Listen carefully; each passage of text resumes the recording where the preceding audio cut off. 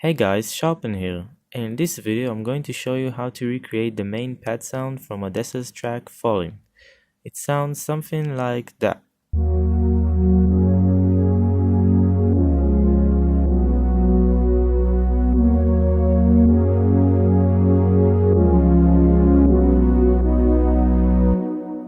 And when you open the filter up, it sounds something like this.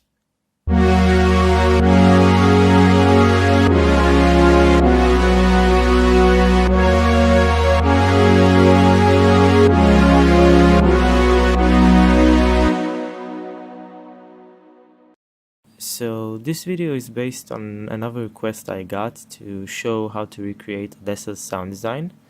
So I chose to show how to recreate the pad that you can hear in their track Falling featuring Sasha Sloan. This pad is broken into three parts: the bass sound, the backing pad, and the main melody pad sound. So the main pad sound is played using a brass library, so that means real instruments, but I'm going to show you how to recreate it using just a synth as close as possible. So we're going to start by recreating the bass sound. This one is fairly simple. All you need is a sine wave, and you want it to be a sine wave that has some extra harmonics, like this one. And what we're going to do is to pitch shift it an octave below, and we're going to set it to mono, legato, and to portamento. So that means that every note that is connected to the next note will glide, like we have here. All of the bass notes are connected, so they will glide into each other like that. Here's an example without the portamento. Here's an example with it. So now that we have this gliding sound, we're going to add some high-passed white noise. And I'm going to pitch shift it down so that it will fit better with our bass sound. Something like that. And now we're going to add some slight distortion.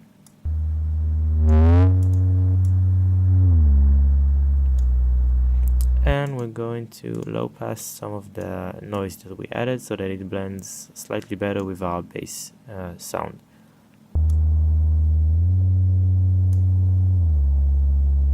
And that is our bass sound. So now I'm going to show you how to recreate both of the main pad sounds. So the pad sounds need to have very specific settings, so instead of building them up from the ground up, I'm going to show you how I made them to sound exactly like they sound right now for a slightly better and more realistic sound. So for the backing pad, that sounds like this.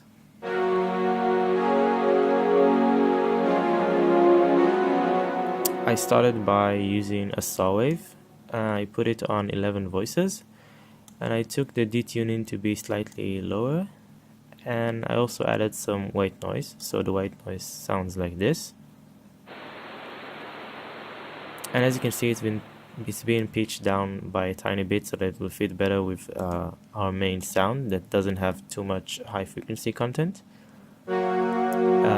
So what I did in this patch is I used an envelope that has some slight attack time, a decay time of 1 second, no sustain and the release of half a second, to automate a low pass filter so that it will have a slight attack to the sound. Here's how it sounds without it.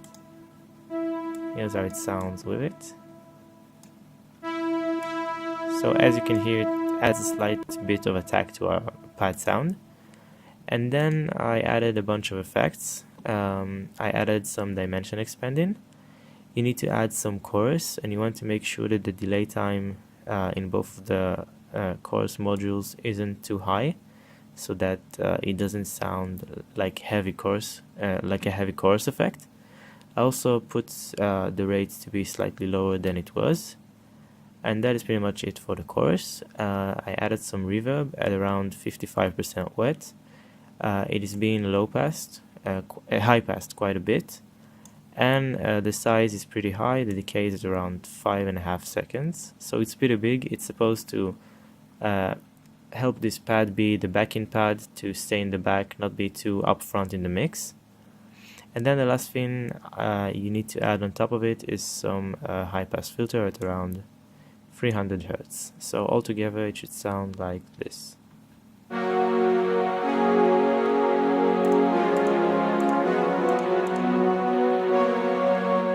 It's pretty basic, and it helps add the space of the main pad sound, because the main pad sound is very dry on its own. So the main pad sound is built with two saw waves. It sounds like this.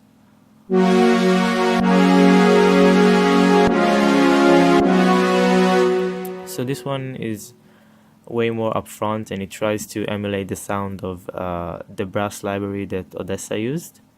So in order to do so, you need to use two saw waves, and you need to add some unison to them. On one of them I added 11 voices, on the other one 16 voices, and then I put the detuning to be below 50%, and I set the blend of the voices to be all the way up. Then I added another envelope that is very similar to the envelope we've used on the backing pad, but here the sustain is set all the way up instead of all the way down, so that it still sounds very big and very open after we press the note, compared to this. So this envelope does a very similar thing. It automates a low pass filter that opens up a lot more, and it's important to make sure that you have no resonance on the low pass filter, because if you do, it will sound very synthy and it will be slightly weird like this. You want it to sound more like a brass instrument, so we need to set the resonance to be all the way down. And this envelope, except for automating the cutoff of the low pass filter, it also automates the level and the pitch of our noise oscillator, so that it goes up like this. So altogether it sounds like this, and the effects are pretty much similar to our backing pad.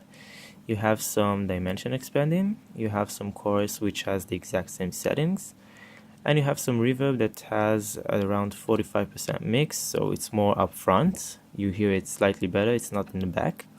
And the size is very much smaller, a lot smaller, so that it sounds closer to us. It doesn't get too blurred and too muddy in a big space. And then I added an LFO that behaves as an envelope and also automates a low pass filter, but much faster than the envelope. So altogether you get a big brassy sound, and then once you combine all of them, you get the big heavy sound of the Odesza pad in the drop itself.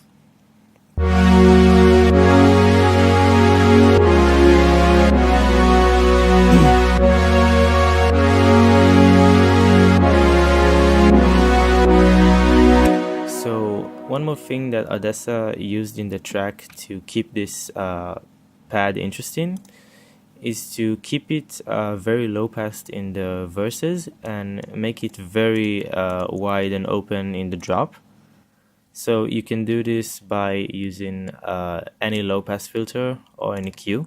I'm going to show how to do it using an EQ. I'm going to use a low pass filter.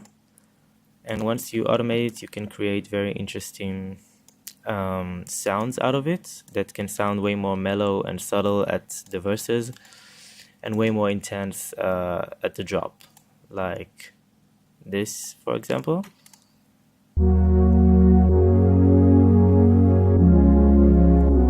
Which fits perfectly for a verse. And once you get to the drop, you can either automate it to go up like that,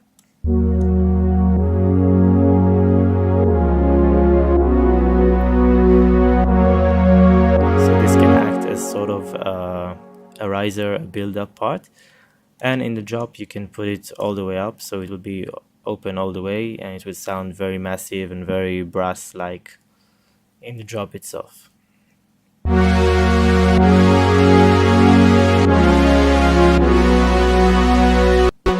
And that is pretty much it. If you found this tutorial helpful, make sure to give it a thumbs up and let me know in the comments below what subject you want me to cover up next time.